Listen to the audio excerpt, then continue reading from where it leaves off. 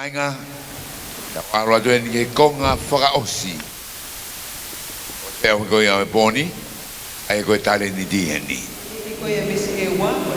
Tau klose ke misi ewa. Tau ke whalau ewa, ai a tene whai e mea o make he peki ewa mo niua, koe ui, pia moe tā koe ai loman uri, koe kai mo ui le eni.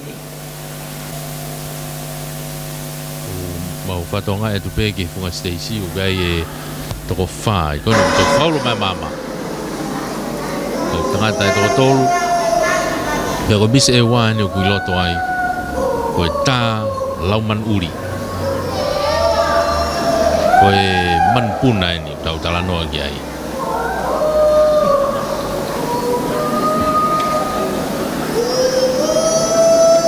Koe angan hano ui mu whanongo pe ki ai.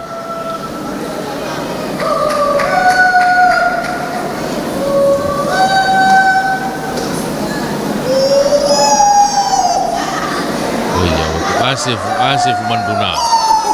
Oena, kapakapataha ke tawhaki koe. Mei whātaonga e mahe kau turi manu kana uhofi. Kau teunga loa kau lo si pe e kau tā lau manu. Kono puna mai fu lau manu hene ta whākua ni. Nau kei whakasi o pe.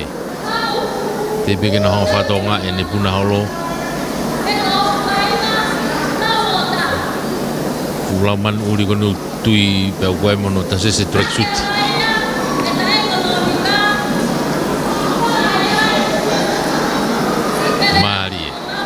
Mari ewa.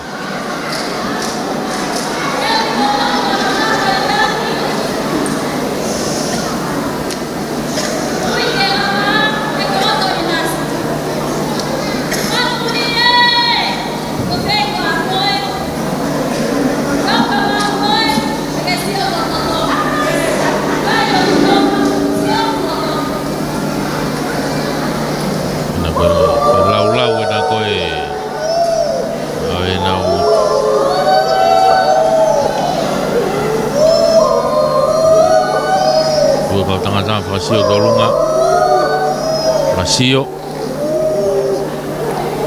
ona unga fisu, boko fute lo fauliuria. Oi, te asimo taha, ua he taimi. Oi, ya we, kamata hano ta. Ei ase tolu, ase fa, toko fa, oi. Nau puna halo pehe funga Stacey.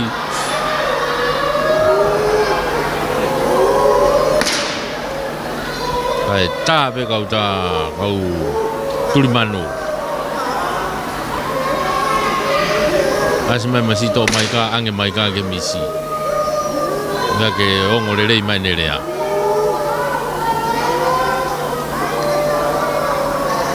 Mani puna pe ta whaaki ka peke iloi.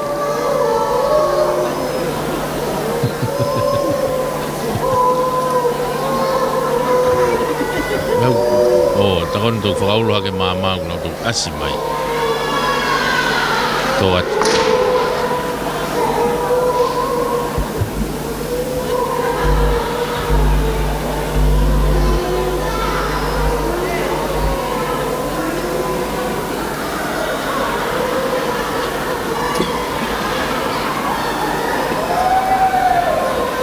Te peke mau hataha. Hei, puna halo peta oi, kamata ke mau ke tuliki. Hapoi. Mau e taha.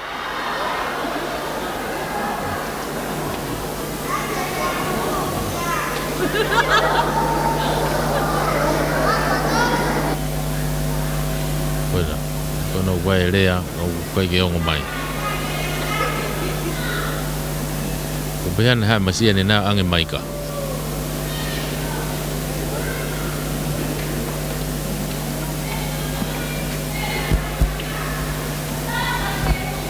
Takon. Tak kita tahu. Te ai pahi ape.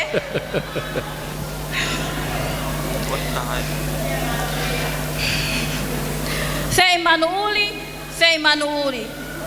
Talu takse kumi. Hake matalanga hifoi la whaanga. Ke whakahai, taku whaiva mamana. Oi, oi.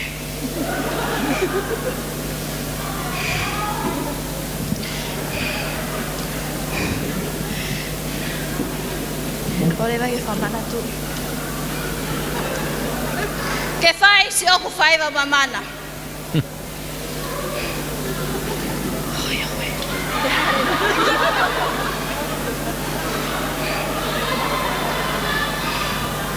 Koe taha eni, mo tau kai mo ilelei, mo tau o kumiki ai. Ke whakawaha aki i te moa tō ngā.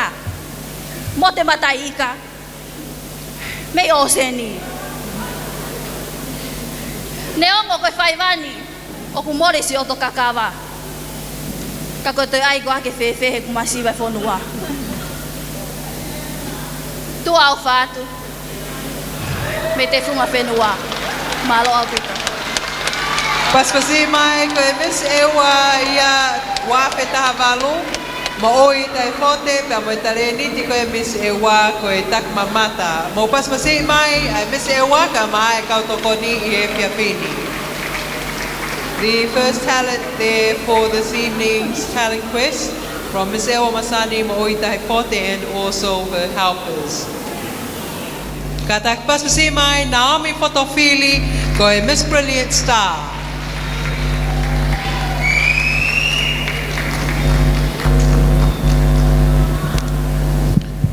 Ko ia ni wui he whunga Stacey he taimini.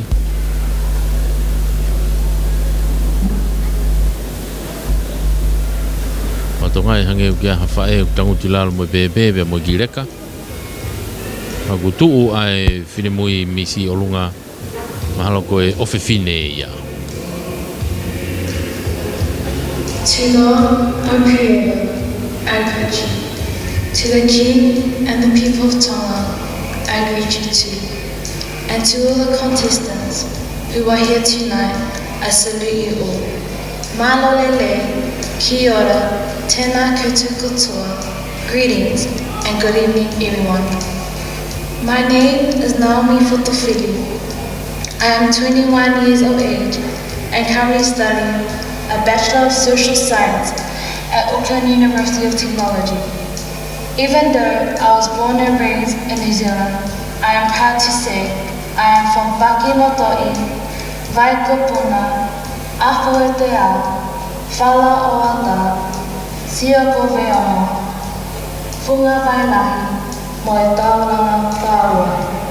I am honoured to share my talent by acting out what I can do to help when a natural disaster strikes our beautiful kingdom, just like Cyclone Peter. It's business as usual here in downtown Nuku'alofa, although some buildings have started to put up shutters and make preparations for Cyclone Gita. We're expecting to start to feel gale force winds around 7 o'clock tonight, and officials are warning it's likely to be a Category 5, which makes a direct hit with the capital here at midnight.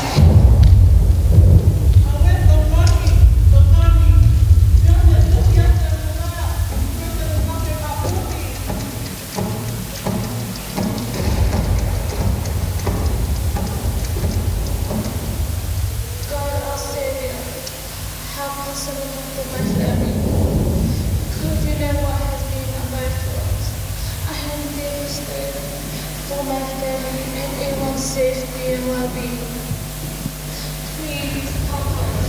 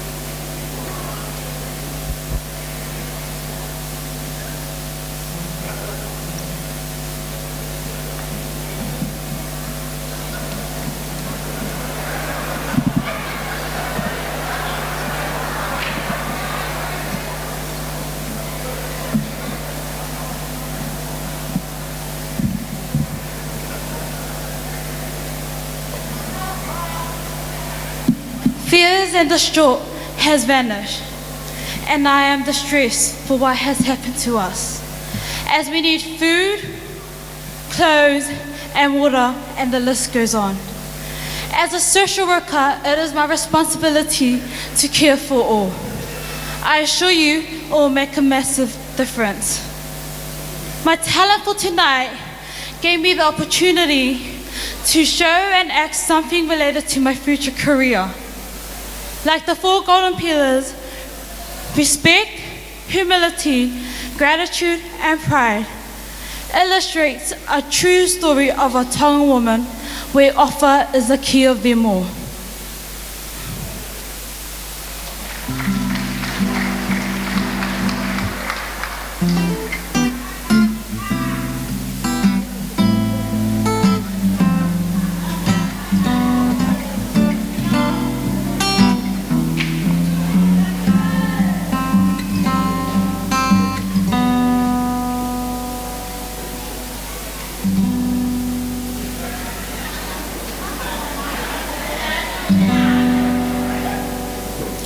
Ilonga hata e fie mo ui ilonga i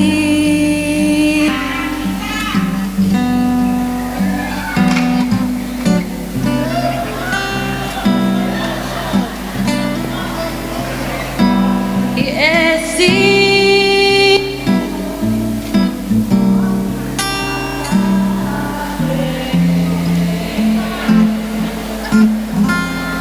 he oku ne kumi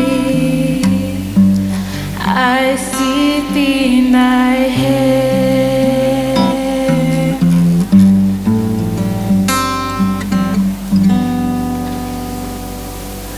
Take this one.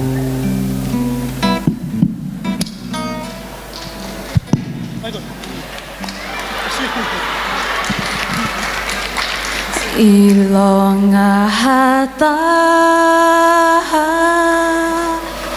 e fie mo ui ilonga ia kene loto ke tui he tali e sisu hata hapehe he oku ne kumi ai si tinai he oku ne kumi ai si tinai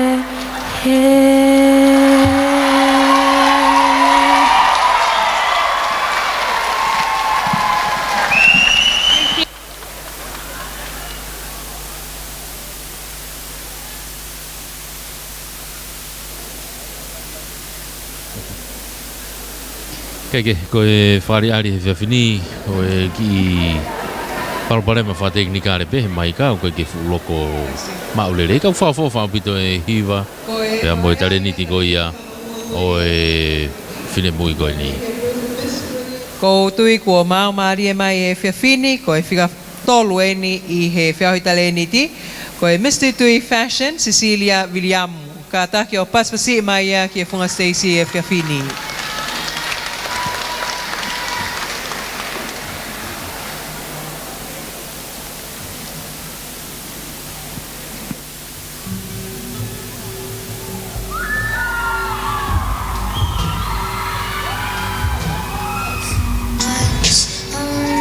Turo mo hoi ki o kumea kai ata ke whamatala ki o ku wala tarenitini ko e modeling ko e evening gown ko e whau mo e tuitui me he sila pelua ake tu penu o kenisa ne whafolau me he kiwi.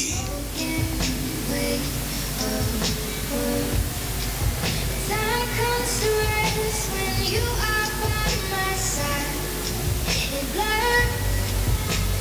Ko te unga honua.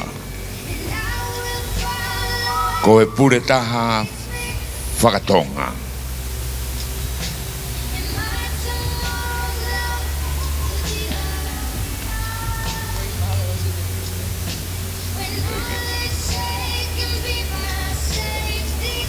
Ko e tareniti ko e motoro.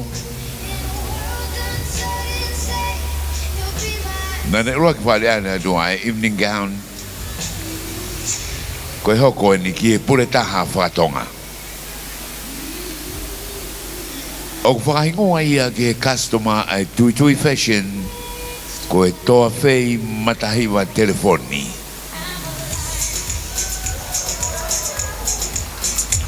Nesi hola I tonga e kini he whakautua ko e mowhitengi.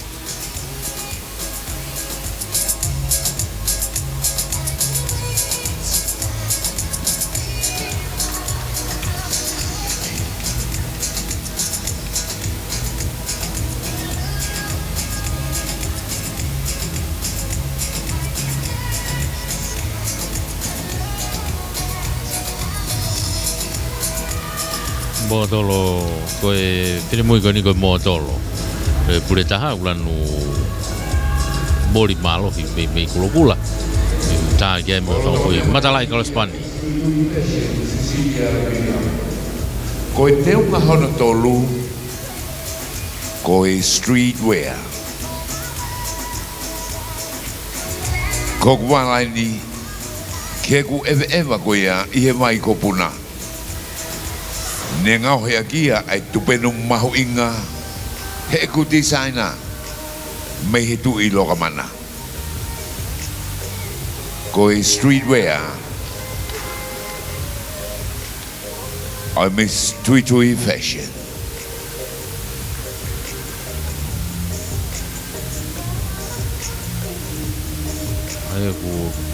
ai no be ko konga e tolu e vala ko ni to te taha ko ni ko e te unga taimini ko e kofu eva kofu silika la mine hina u nima lolo e te whaake taha kai nima mutu e te whaake taha kawei pe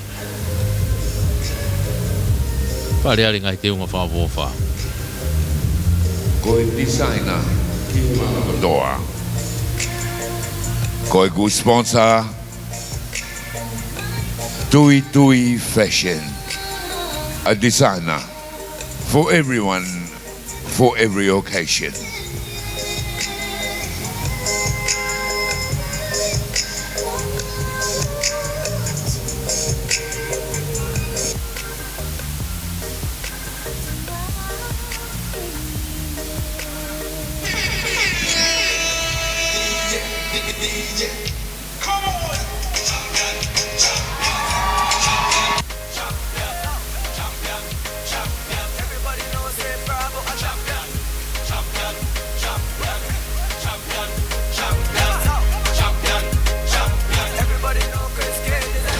Toi ki tai me pe fasia kai toi motolo fasia I be ai Miss Tui Fashion mohono foi kofu koia I he fiafini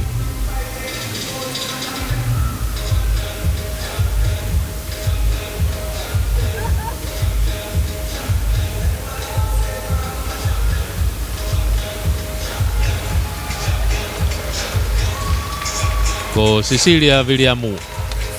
Kataki to e paspasima e Miss Tui Fashion Cecilia Viliamu. Ko e whikatolu e whahatale niti ko ia o e whia finita o hoko ato e pe ki he whafonga hono wha misha ano whafonga I maieni e manma ake mo kataki o paspasi mai. Each and every one of us has been blessed of unique talents to share. We may come through difficulties at times, but with hard work and sacrifices we can win it all. Tonight I will be performing my talent and passion for performing in screen arts. Chase your dreams, live life and be happy. So sit back, relax and enjoy.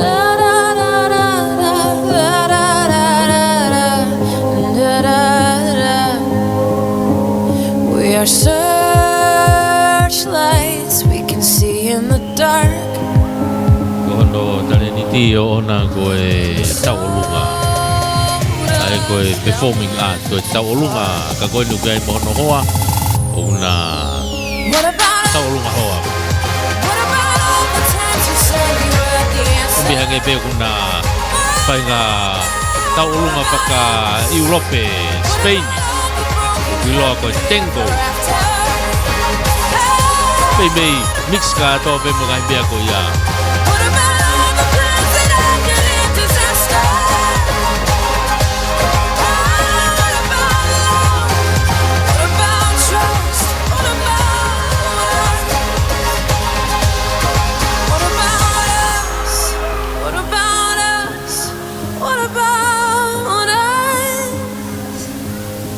What about us? What about us? What about 24 hours, I need more hours with you. You spent the weekend getting even. Ooh.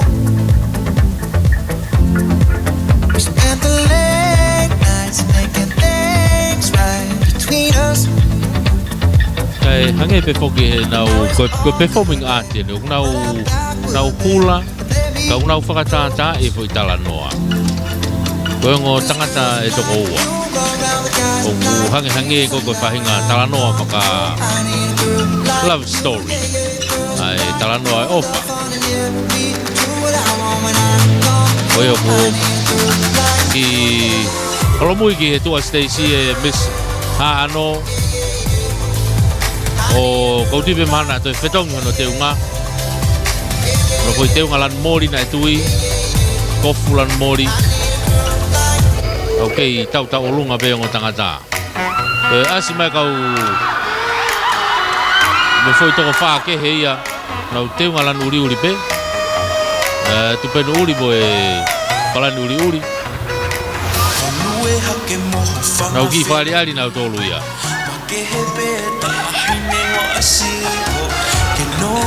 Bueno, ok, faccioni per feia e fefine. Bueno, te asimai, non puoi te una fo ya ona.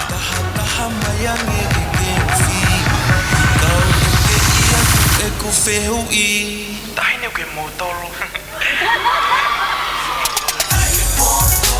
Ilole ha aki. Isuka lai.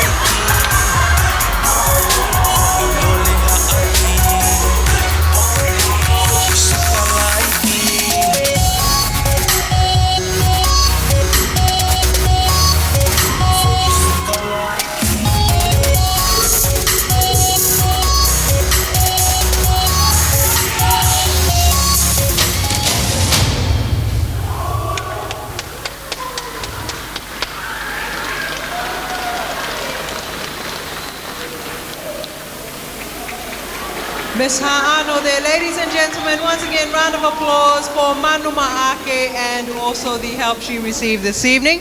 Miss Ha'ano's talent tonight showcased the importance to pursue your dreams and chase your talent. Our next contestant this evening, ladies and gentlemen, with the talent quest is Miss Whangai Lupe, Tonga, Australia. Please welcome Luciane Akauola.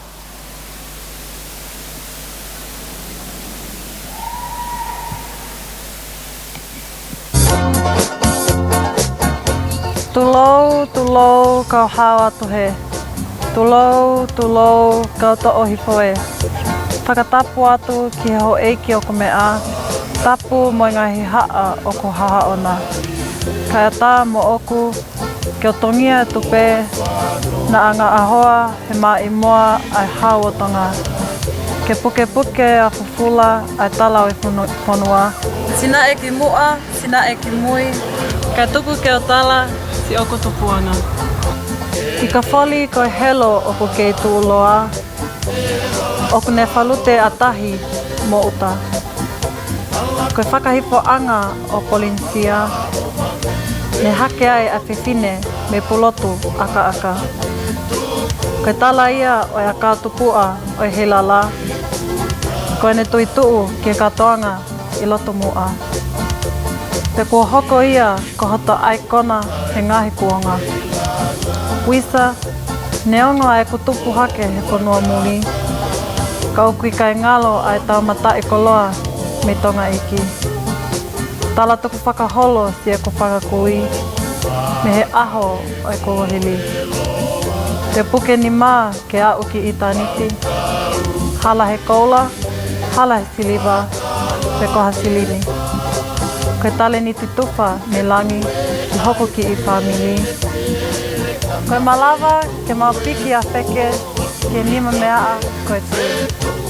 O ko hoko ia koe kapasa wholau ki he mo ui.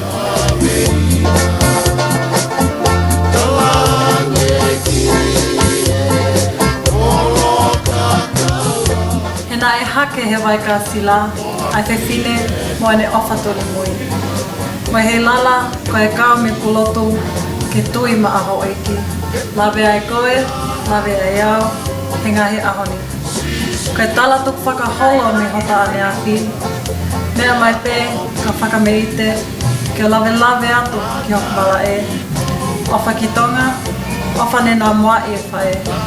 Ke uli mo ta whoe he aho koe.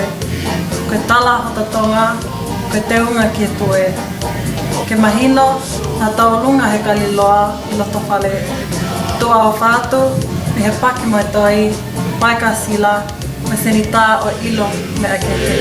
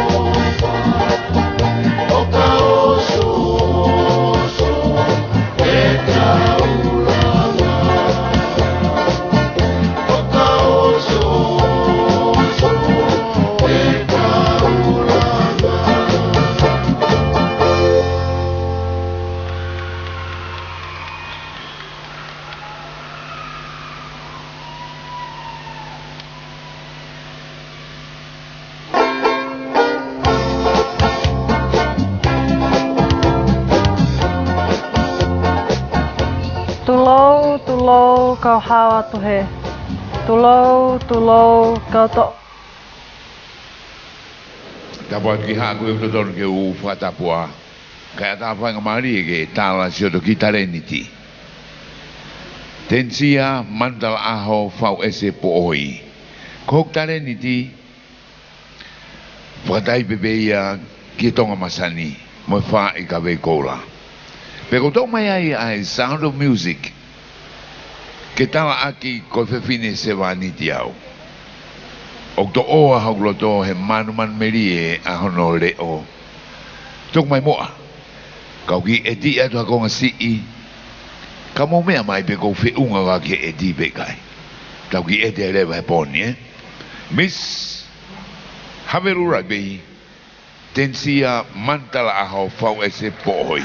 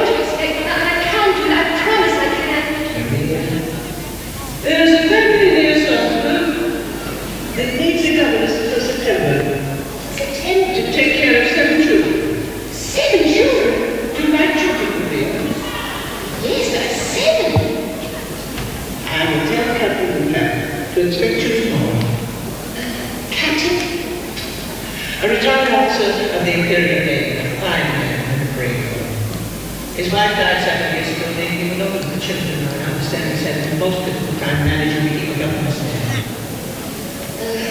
Why did you bring him there? The Lord will show you his own.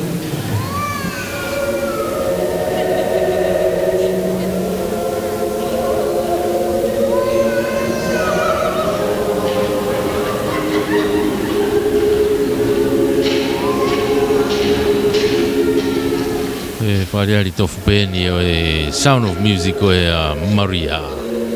Taimini koe na whekau iai ki alua tauhi ki he whanau e toko fitu a kapteni kau tau koe sa mane ko Captain Von Trapp.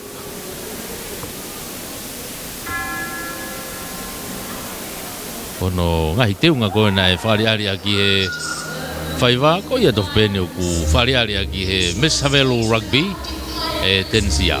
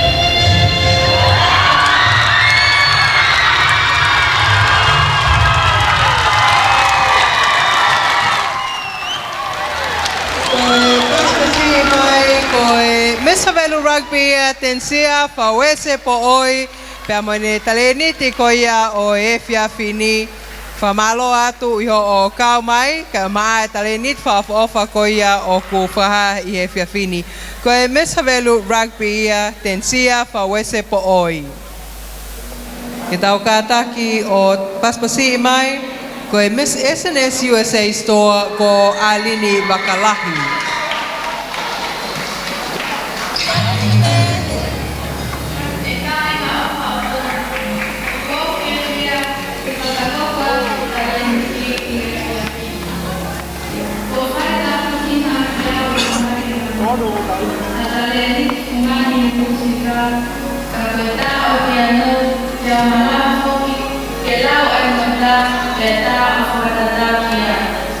I'm accompanying me tonight with my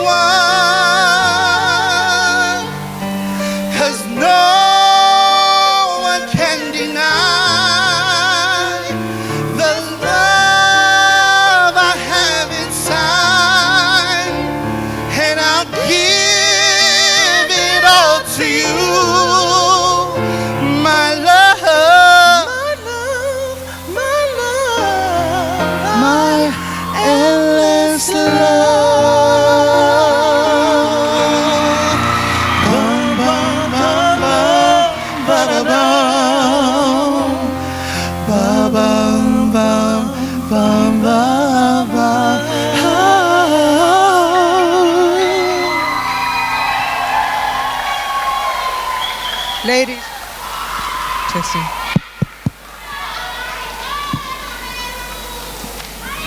Ladies.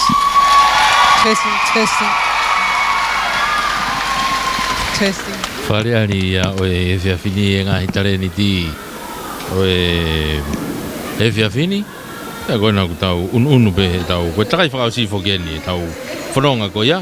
SNS US Store ko Airini Wakalahi.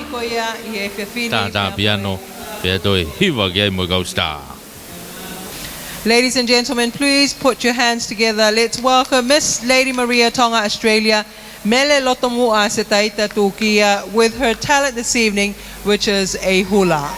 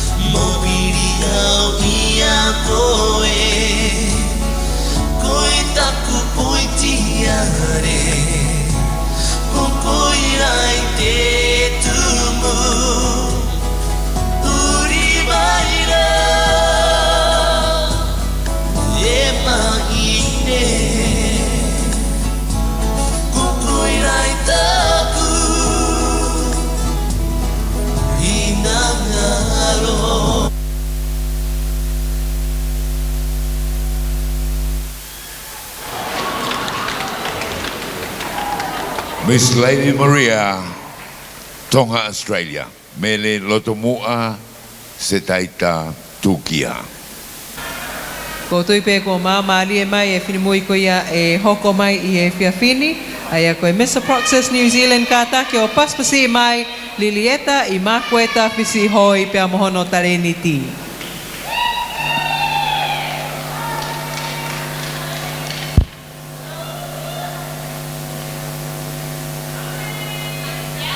The real voyage of discovery consists not in seeking new landscapes, but in having new eyes. I will explore and cherish my heritage. I will hold sacred, treasure, protect, and daily reveal the beauty of Tonga. Crowded hallways are the loneliest places for outcasts and rebels, or anyone who just dares to be different. And you've been trying for so long to find that way your places, but in their never minds, there's no room for anyone who dares to do something different. Oh, but listen for a moment.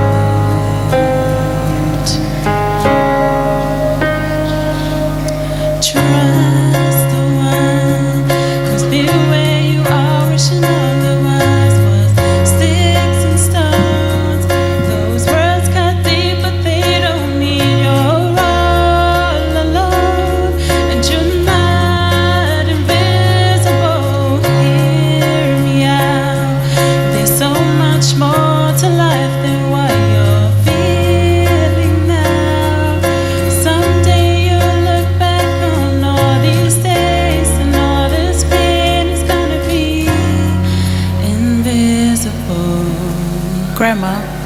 What made you come to New Zealand, and what do you miss about Tonga?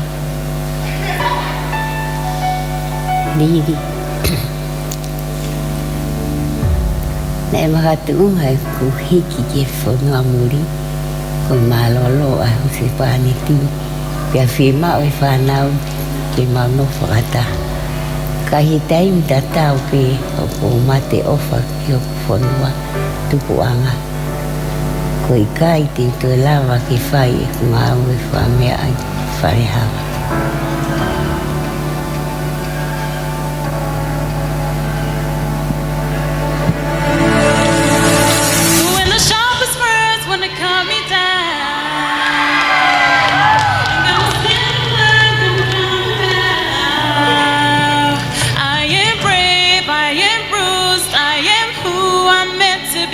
This is me.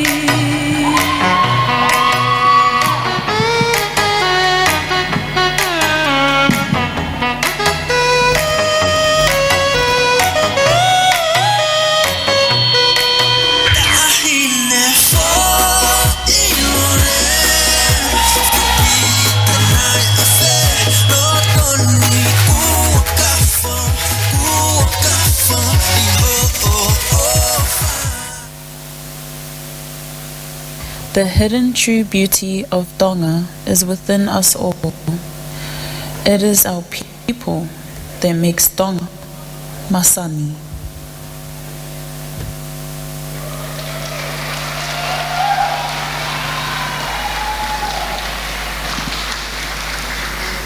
Kata.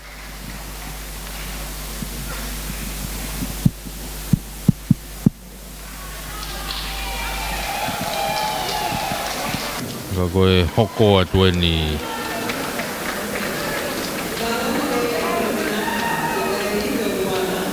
Meke whakawhisi. Pe luana o tupu he kaunga api a Tonga pe a mofisi o kune whiewhi ai ke ne whaiva he nau whaiva whawhonua. Kono kofu koe tupenu ai nei whawholau mai ni pe a mei whisi mei he taha ni ngahi kui pe a mei he whala o a tā. Ko hono tā o wala o kune no loto ai ongo whonua aia koe kie Tonga pe a mei ngatu whisi. Ko hono ka wha o haia ia ngahi koloa whawhonua a whisi aia koe kumete pe a moe I. Ko hono vesa pe a mohono sei o ngahi a keni ai I pe a moe maia ka wha mei he otmotu o lau. Koe kakato hono teu teu koe nima aia koe nima mea a kotoa eni ene ngahi wha he ok mo oni e lea ok taka koe mea whaware heanga ka koe vare I a tama. Ka take o Paspasi mai Miss Pose 2018 Luana Fifita. Pe amono tale niti. I embrace the many cultures in this world. I am surrounded by significant people in my life who are of different ethnicities. I hear the beautiful sounds that my forefathers composed and performed. I wear the intricate attire that my mothers created and wear with pride. I dance with grace and by the way my ancestors lived in the past. I am brown-skinned and my mind, my heart and soul hails from the mighty Pacific Ocean. I am a proud Pacifica woman and with energy, spirit and mind I tell my story through my music.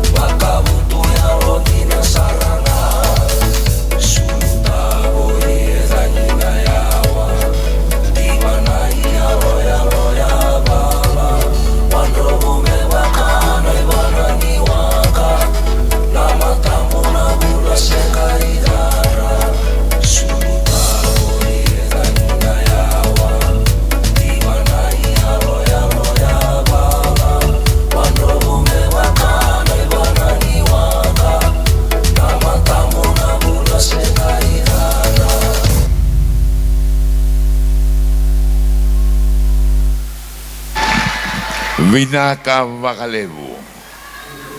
Tau whao whea tu pehe taimini. I he tātā tuko polokalama e whea whini. Pe hake pe koia ko hono whawhiloa ki atu e ni. Pele lupe vete. Ma ke e ki palemia ko hui. Weh, mana o si mea e ki palemia. Ka koe pehe whake kau whakamau. Pa mo ki mo tolo katoa peku mo iheni. Mga minista ke he pa pehe whake ki he kau whea hui. Ko whiawhia pito e whangamali e ni ke whahoka te taleniti. Ko taleniti ko e lea tata pe ko hui ko pe e hala. Pa ko vale he ta olunga pa pehe whake he hiva. Ka ko fie, he taim nā maa whangamali e ni nā whakaukau pe ko hānai ha whaunga te ulawa o tokoni ai ke whanua ko tonga ni. Pe lawa ke hikea ke mo ngahi loto. Pe moha visione ke kahau o tonga ni. Ko e ka veinga te ulawa ke he ahoni ko tonga masani. Pa mo uhinga e tonga masani. O ka he taimi tau no whapea whakaukau ke ngahi mea tau whaofofa ia ai pa tau laukau aki. Ka tui ka whaofofa tau whanua, ka tau pole pole aki. Ai ngahi palopalema o kuhoko. Pea mo ngahi whaunga e lawai ke tau solo vai he ka hau. Ko e ka venga tau tānoa ke he ahoni ko e mo uilelei whakaata mai pa ko e mental health. Mo uilelei ko e whakamamahi whakasexuale pa ko e sexual abuse. Pea pehe whaki he whaito o kona tapu pa ko e drugs. Pea mo ngahi whaunga e lawa ke tau toilelei ai. Ko ka pau te kai ke mo uilo ka toka taha i he toka whaa ka toa pe i tongani or 25% of everyone. O pau ke nau whau i he whakamamahi whakasexuale. O whafo i hato taha i he nau whamili, o nau lawa whahoko hangahi mea tae tau ke he whanau iki, ki mua pia nau tau taha nima. So 25% of all of you are bound to be victims of sexual abuse before you even hit the age of 15 in our Tongan communities.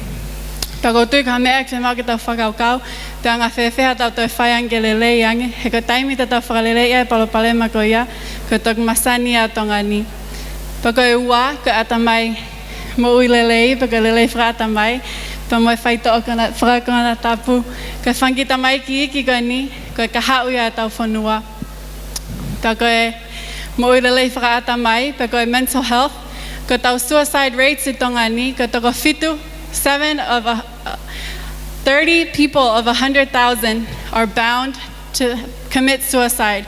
Pag nau tāna kita, ka uhi ka ngahi mamahi o koko te nau tori api. Ka ka pau te mo mea mai ki muak mahu inga ke tau, ke lele e tau ka hau, ka uhi gai ha kau ngau e whapule anga, hok nau, ke lehi lehi hake ki nau tolo nau ke hoko ka whanau iki, pa pehewa ki hangai whaiako, pa mo e tamai ki iki.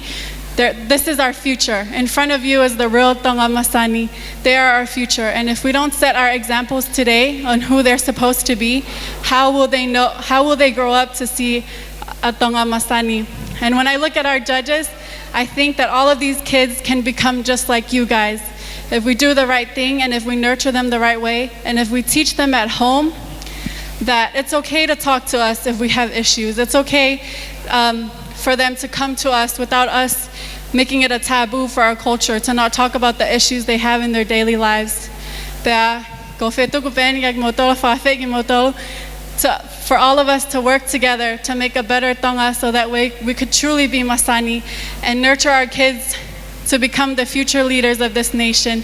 Because before we know it, we'll all be old and these are our future leaders here, and that we should teach them what is right. Pagi he kauleka ke whanau ako, tukua ha mo fuhu o kai ke masania, o ke whemau ke mo wanga lelei, and make your parents proud, and no more school fights. So cheers to Tonga's future, Tonga Masani, afatu. Yes. Stoa. Ai ko e mana kini ki tau hoko tau toluia ki he Miss Tonga Tourism o Miss ene takmamata ni. I o kohoku le veni nā wau, ko e wheta aki molua i pēpea mo e kawha, tohi ki ai e pongau e ko ia ko lau kau a ngā. Pea pē whoki ki o topu wae, o whamo fiswisi a kieni e tofe, pea mei he whātua niu ko ia o e hala a hanga. Ko e au whangatuku ko ia te unga, ko e wheta aki, ai au tāini pea mo haha, ko hoku ako naki, pea ko e kawha polo, ko e vilohi eni, o e mo ui lo tolu o fi hoka ke I. Pea koe matai tofe, koe ngei a fungania o hoku tonga, ke ngingila masani o hange koe tama o e kariloa. Ai au nau tui whatahaini koe whepiki uma aki o hoku taltalai whare ki e kaha u. Koe koloa fungania ni e tonga koe whamalo. Whawapatu, pea mo e talamonu ki e toinga e kau whi au hi whimis hei lala ki e tau ua whetaha walu. Mei he Miss Tourism Tonga, Miss Hane Ofapulu, ka take o Paspasi mai. Oko kore ke ufa malumalo atu e tala whaki kua muaki. Ka take whakahoko atu e tare nito e whinemui une whafungai ai Miss Takmamata Hane Ofapulu. Ko tare nito o ane, ko talango fua o tariangi. Pea tuku hono loto, ka tari hapai ke whekau. Pea whakafotu ngai e whaiva posipi. E anga tango, pe ko ewa tangata ki a whine mui tonga I aho ko e. Io ko tare nito e Miss Takmamata ko talango fua o whakafou e ulunganga, mo e ouau mulmalu whakatonga ko ia ko e whaikawa. Ko e poni, ko tuuta e whanonga.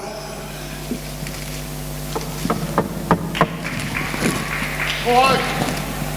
Ko ura rakakari. Rakakari. Ko hai mea koe takaki ai. Ko klere mai. Ko rea whainga maari. Ke o mea lau moho koi. Ke paru ha mau kawa. Mo whakahau ka te whanonga. Lerei. Moho koi. Moho koi. Kawen. Teu. Ke paru e kawa e kau tangatani. Ok lele. Mo mea mai ko sono tare ni tia. Ko e talango fua mo tari lerei, pea mo tari ko au ki e taimi ko toa pe. Hange si alami ko teu ki a whei laulau. Ko e Miss Takmamata ia. Ko tahai o wau whakatonga ka whakau ke moria atu. Ko e ni ko ngahi e kawa.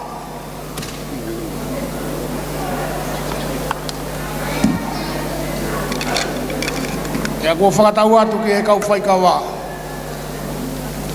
Ko kamata ke nau mawhana, pia ko kamata ke nau rea mo oni o hange apolo tala loto.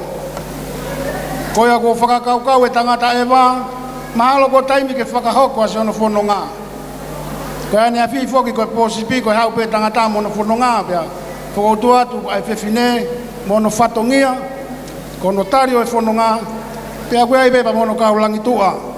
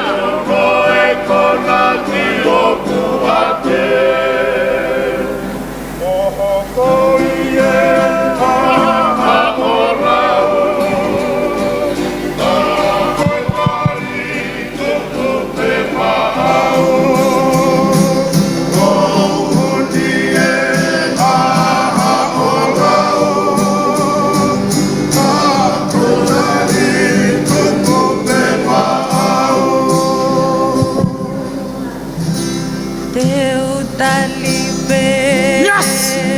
Yes! No! Yes! Oh, hallelujah!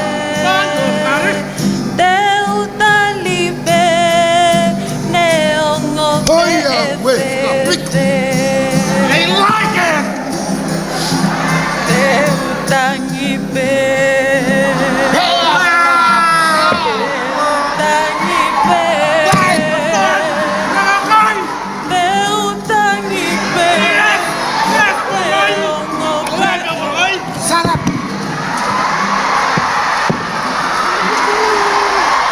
Neongo hamea ke fefe. Ako e talango funga e whai pe wau ki he mate. Io, koe mari e whai. Mokoi! Tu wakatalu.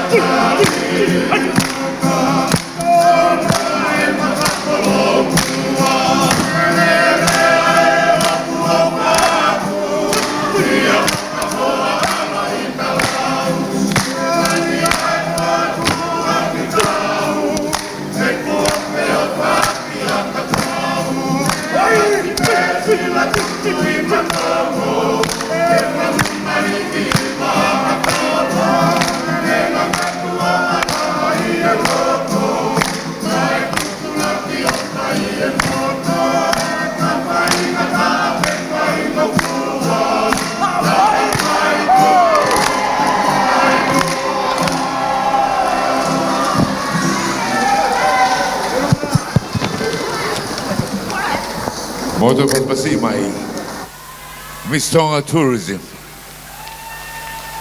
kata hika kita ngada ikon ai mui te pasipasi me fak mo te mata milo mai viti malo opito tokoni malo popo ki he taleniti ko ya to e pe tolu ta hoko he nigia Miss Langakari oi vai ko puna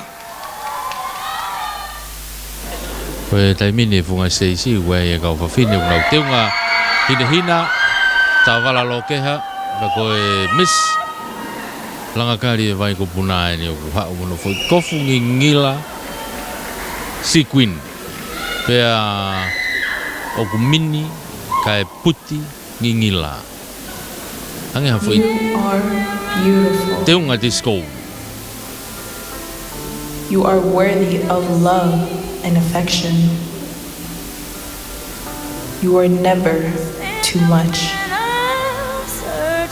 And you are always enough.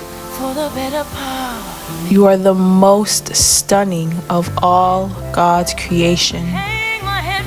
You are worth more than you could ever imagine. Worth more than numbers on scale, the likes on your selfie, the hair products that you use, or the shoes you wear, more than price tags of your clothes. Your worth surpasses all earthly things. You are loved and you are worth dying for. You are powerful. You are strong. You are capable. Your responsibility is to find that woman and set that woman free. Please, don't you ever forget of who you are.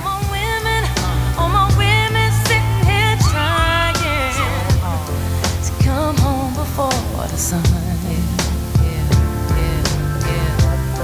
And all my sisters coming together, say yes I will.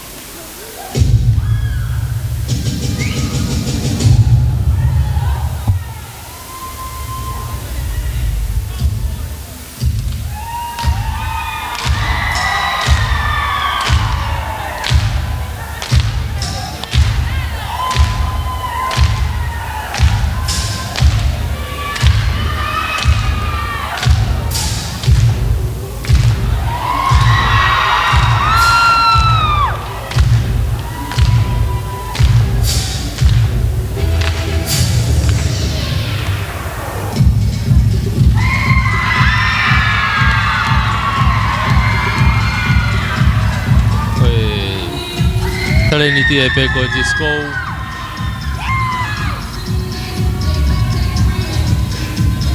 Ko ye una whahoko boyo e hongo tangata e toko ana toki hu mai me he tua Stacy.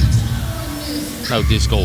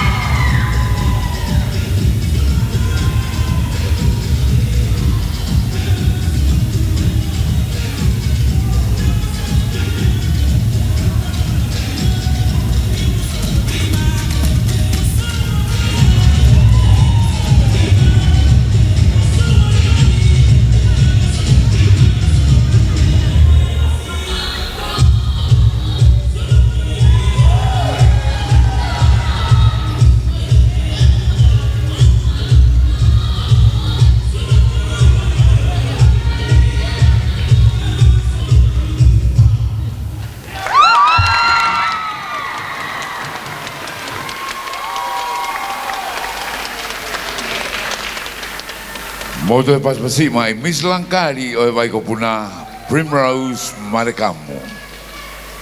Toi be ua.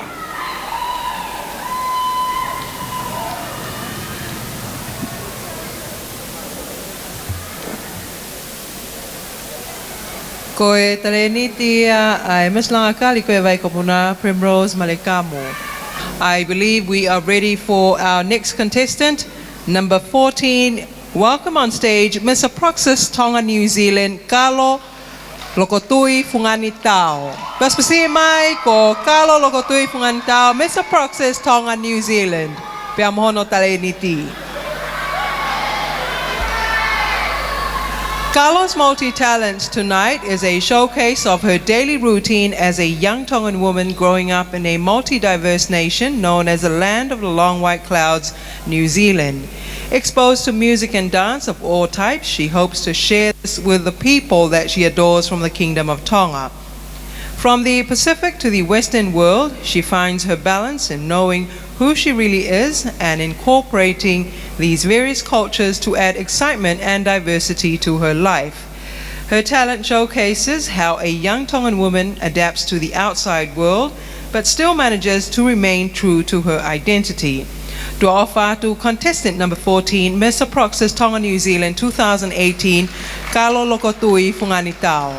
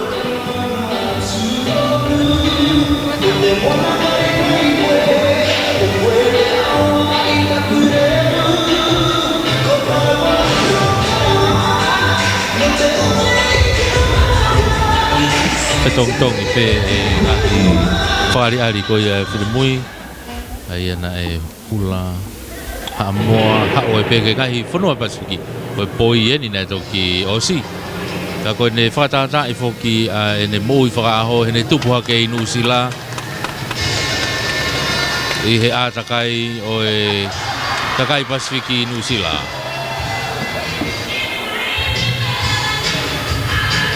Oh, te whoki mai a mono foi golf ball Sigwini.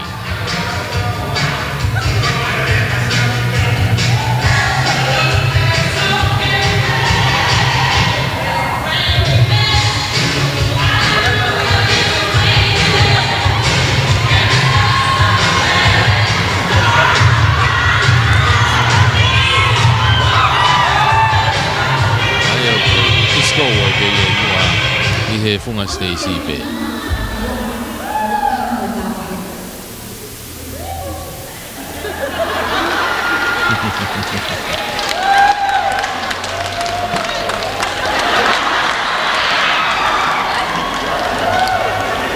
Pas pasé mai ko Mr. Proxys Tony Gilegia ko kalo loko tui ngani ka mono taleni ti hono whakaha mai e anga tupua ke koia ai whanau tonga i ngahi ātakai koia i muri i ono whawhihoa naki koia ai tupuha ke pia mo e tau ngahi tala tukua holo kai pehe whoki ki anga koia o tuapure anga. Pea koe ni ko whakaosia ni o e taleni ti teunga uku, koe foi teunga uku o e Miss Whale Watching.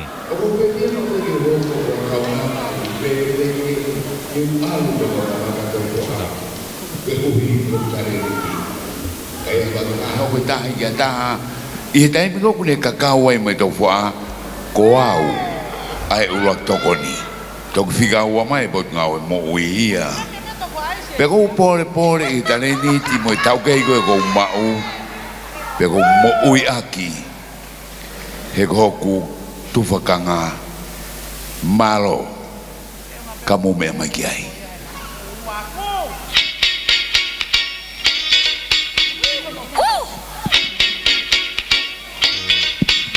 Pari aku koe Miss Whale Watching o koe ne ki wakareta o ku tuku mai mua o ku sei mo fu tofu areta lahi ia o ku tokoto mai be tawhaki ai koe whakatata be ne whanonga i ta alo e ne wakareta.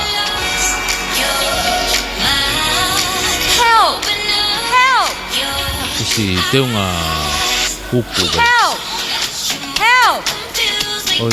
o koe toko taha ku ui tokoni ai koe ne whakatata ne ulak tokoni e taimi ko ku whai e koe ai matatofu a i tahi.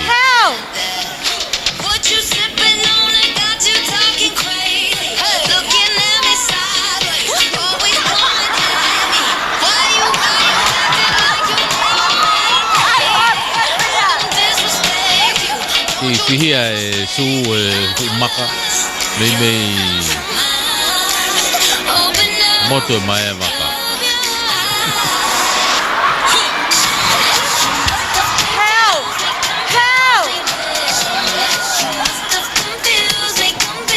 Tuho e tai mini ko si mate toko taha e kore toko ni.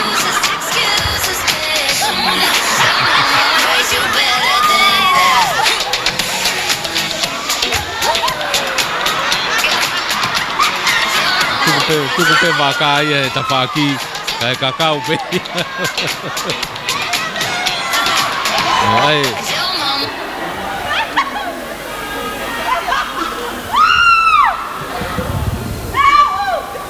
Greetings, ladies and gentlemen. I, Sia Tuipulotu, will teach you all the immediate cares that you must put into action to help or save someone whose life is in danger. This immediate care includes 6 steps. First steps. Check for danger.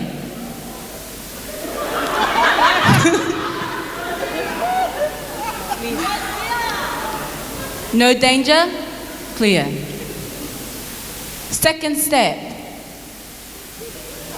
Check for respond. Sione, que sai pe.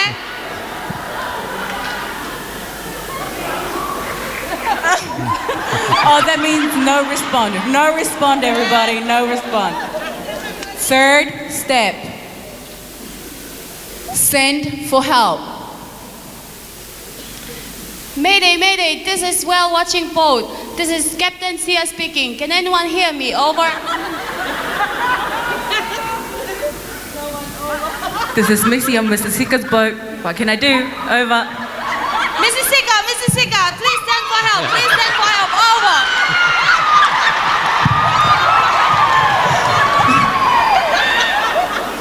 Fourth step.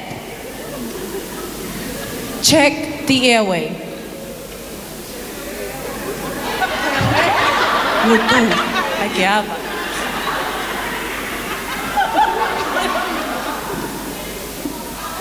Airway clear. Fifth step. Check the breathing.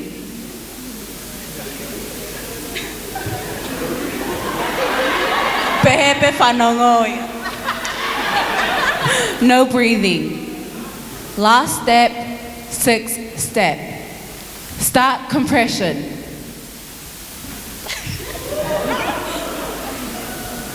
Press to the chest and 2 breaths to the mouth. Sia, 2 breaths to the mouth, please.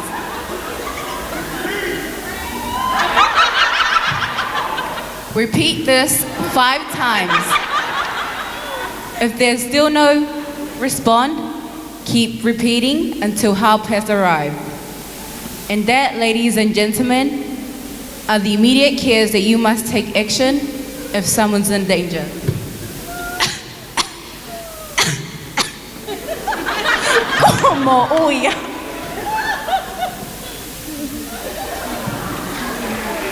Malo.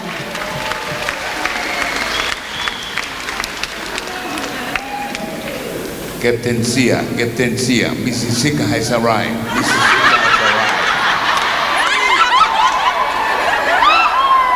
Plenty fake more America. Ko yang ai e half mo I tale ni ti ko ia. DJ, play some music.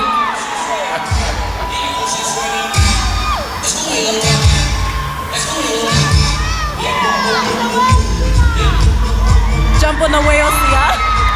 The whale.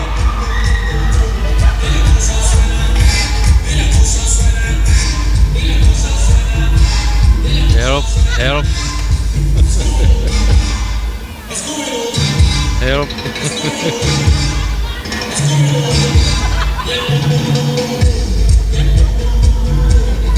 Help, we are sinking.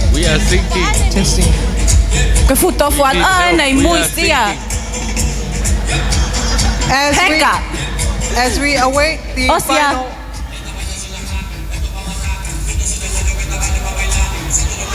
What are you thinking about?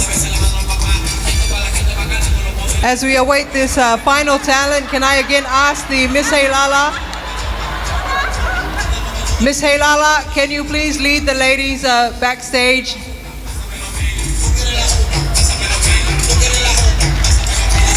Kataki toi paspasi mai koe taleniti pa o si Miss Whale Watching Sia I lomi peau tui pulotu pea koe kakato ia o e ngahi pe auhi ko ia e pea pini.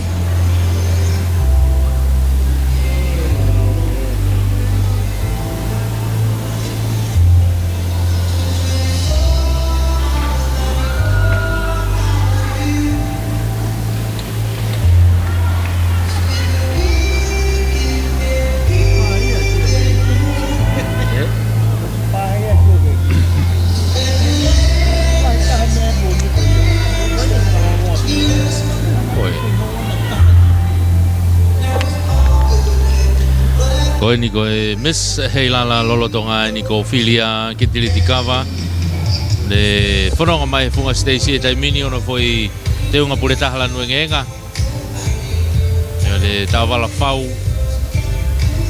whareari ngahi lau hoa pe me heni. Koe ne whareari whaoseni hono la kanga koe Miss Heilala. Ophelia. Meme koe tau whawhawhua pe. Koe taim peheni koe i he whiawhia pongpongi. Kai koe taim peheni koe ai whiawhi. Koe taim peheni koe ai whiawhi he whiawhi aho ni. E whai ai nao whangatuku koe ia o e misi pea mohono momoi o e kalauni ke Miss Heilala fo'o. A koe ni koe kau whine mui ene kau to e whoki mai ki he Stacey. Koe nau whoki mai pe koe ni o ki whakari ari pe mo whakatatari e pe whoki ki hono ui koe ia o e hola o e ngahi whiauhi koe ni e tolu na e whakahoko koe ia i he whiawhini. Te koe ngahi whakahoko koe ni ui koe ni o kai koe whakahoko koe ia koe toko nima pe ia. Toko nima pe o tu ki mua. Ko e whakahoko ia te tautoki whanongo pe ai pia mo hange ko lau tautoki oho ware pe he pia whapongpongi i hono ui kau whine mui kātoa ni tō whongfulma anima o e whiauhi o e Miss o e tauni ko Miss Ewa Masani ko mo ui tahi fote ko e ku mua mai hoko mai Miss Brilliant Star ko Naomi Fotofili. Pe foki ke Miss Tui Fashion ko Cecilia Viriamu. Miss Ha'ano Manu Maake. Miss Whangai Lupe Tonga Australia ko Luciane Akau Ola. Miss Havelu Rugby ko Tensia VS Pooi. Miss SNS US Store Ailini Wakalahi. Miss Lady Maria Tonga Australia ko Mere Setaita Tukia. Mr. Praxis New Zealand ko Lilieta Pooi. Miss Pose Fashion ko Luana Susana Fifita. Miss Villa Isadora ko Mary Lupe Vete. Miss Tonga Tourism ko Hane Ofapulu. Miss Langakari Vai ko Puna ko i he whiawhini e whoki ki he Miss ai well watching. Ai ke ko tau kau whatahai e tau polokalama o e whiawhini ia. O nau whareari whakao sene kau whine mui ki mua pea nau tatari e pe ki hono whakahoko atu o e kau tū ki mua ko ia. I ngai whiau he tolu nei whakahoko koe whiawhini. Whatawanga peu tau kei whelonga ki lei. I he Houani.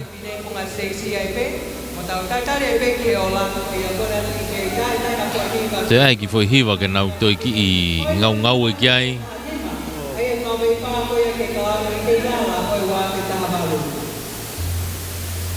Ka e taim tatau whama opo le rei pe. Ai ola koe ni o e whamau o e whiawhini. E ko tui pe ko si osi whoke whiauhi. Apa kui he āti tahe taimini ki ono whamau opo. Pea toki me iai rewa ki hono tala ko ia ai ola. I tae whai whasi ko ni. Ka nau ki whakari ari. Ko nau tok tare ni toto nu wenu nau whakari ari ko ni.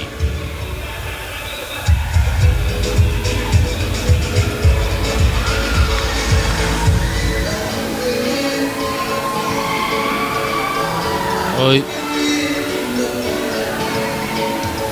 But Miss Whale watching Benio mua mai ke funga Stacey mua apito ke fai pe kakau. De ke tu e kakau.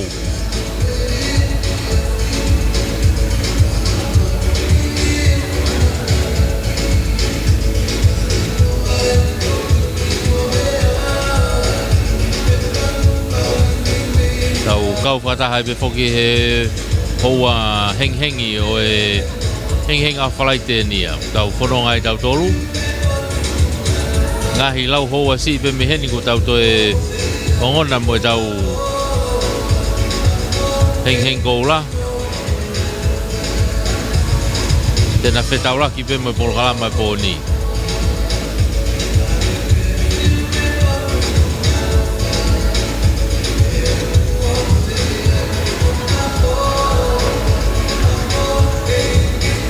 Kako ha ho mo fa mau mo tolo ka pau na ke mamata. I he prokalama ko ia fia fini.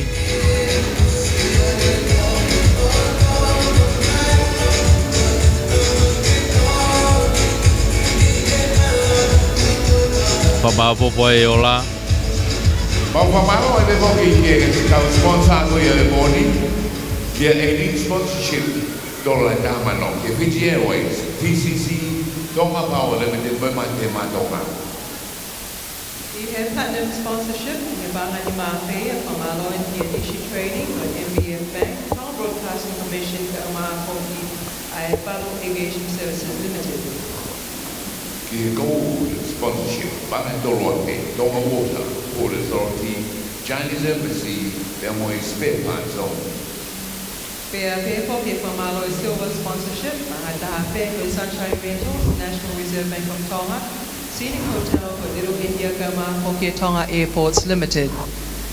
Ogbobo Waimo Esco Motos, Tonga Post and Fast Print, E.M. Jones, Tonga Fit, Siangana Travel, Nuku'alofa Adriga, Adiloa Store, New IT, Low Mighty Lodge, Black Pearl, Ligualofa Resort, Rising Sun Travel and Tours, Friendly Island Hotel, Tali Eva in Oholei Resort, Wagaloa Resort, Olini Lodge, 5-star Finance, Cost Low, Moe Leihuni Waffle Bar. Mokoe, Ogehene Boni.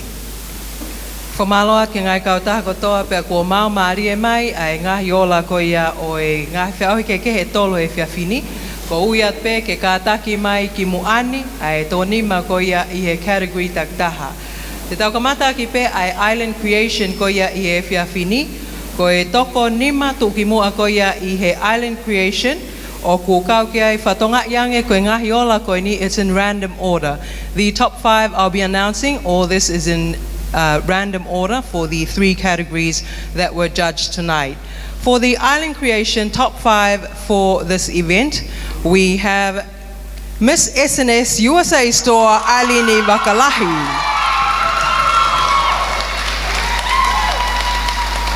Kataki paspasi mai ko kautuki mo ato ni mani Island Creation, Miss SNS USA Store aya ko Alini Vakalahi. Kau mai ki heni ko e Miss Aproxis New Zealand Lilieta Imakweta Fisihoi.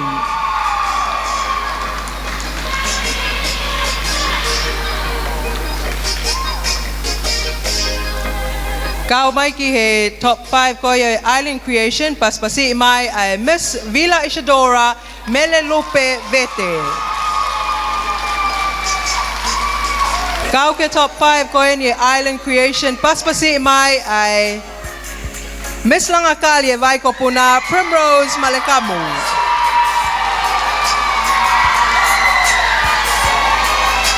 O ku kau poki I he toko nima tuki mua ko ia I he Island Creation ka taki o paspasi mai ko e Miss Aproxis Tonga New Zealand Kalo Lokotui Pungani Tau.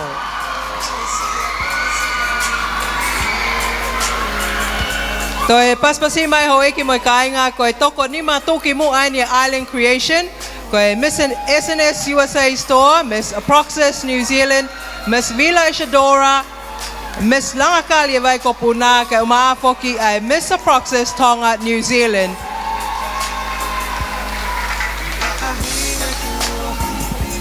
E whea uhi ko ia ki he sarong. Peko sui moea ko e toko ni mai ni. O whiri mai ki nau tolki ai. Whika tolu, Miss Tui Tui Fashion. Random order zeni.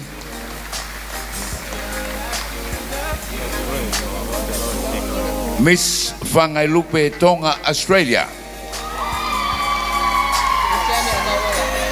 Luciane Agawola. Miss Aproxis New Zealand. Lilieta Imakweta Fisihoi. Miss Villa Isadora Mele Lupevete. Abbiamo Miss Aproxis Tonga New Zealand Carlo Lokotui Fungantao. Koe kaupewhine tuki mua ia o Sarong, koe paspasi mai, koe Miss Tui Tui Fashion, Miss Whangai Lupe Tonga Australia, Miss Aproxis New Zealand, Miss Vila Isadora, kai pe foki ki he Miss Aproxis Tonga New Zealand, paspasi mai kaupewhine koe ni. Ladies and gentlemen, which brings us to the last judging event for the night, which was the talent for the 15 contestants. In random order, once again, can I call the top 5 for talent this evening? In the top 5 category, we have Miss SNS USA Store, Ailini Vakalahi.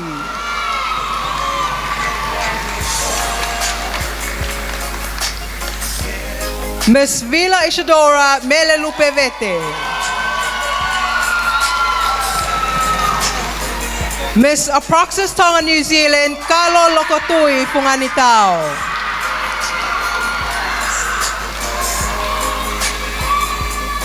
Miss Aproxis New Zealand, Lilieta Imakueta Pisihoi. And lastly, for talent, ladies and gentlemen, put your hands together for Miss Well Watching, Sia Ilomi Peao Tuipulotu. Once again, ladies and gentlemen, that's the top 5 for talent in random order. Miss SNS USA Store, Miss Vila Isadora, Miss Aproxis Tonga New Zealand, Miss Aproxis New Zealand, and Miss Well Watching. And a round of applause for all 15 contestants for the hard work and effort they've put in. 3 judging events this evening. Malo au pito mokata ki o paspasi mai e kau fefine ye fiafini. Look at that.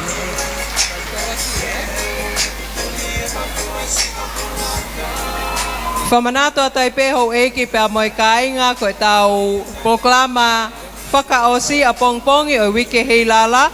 Ai e kamatain he taimi fitu e fiafi I heni ai pe koe poloia o wike hei lala. Our last judging event, ladies and gentlemen, will be rounded up tomorrow. We'll be here again at 7 p.m. tomorrow evening with the Heilala Ball, and all are invited. Once again, a round of applause for the 15 contestants and all the hard work and effort put in this evening. Peke he koina ko tau lave ko tau peke he ola na tau tatari ki ai pia motoki whika I pe koe motolu I he polokalama koe ngahi iveni e tolu koe na tau whanongo ki ai. Ta koe ao whangatuku le vaini e tau polokalama. Whamarot ka motolu ka tau molawa mai ke tau kres mua. Ko kres o tau e kiko si suklaisi mo e whaetua ka tamai. Whiuhela mare maunio ni. No voi ha mo whae te matolu ni o na hiri.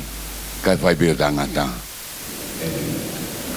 Tau whoke atua heke tungi kolonate o Lang polokalama e hengi ni mea Basta George Lavaka. Whai whatongi at me hol whamanatu kunsalo te pongpongi ni ko Felisilo Manu mo meri lau manu tau whoke atua heke tungi kolonate o mea.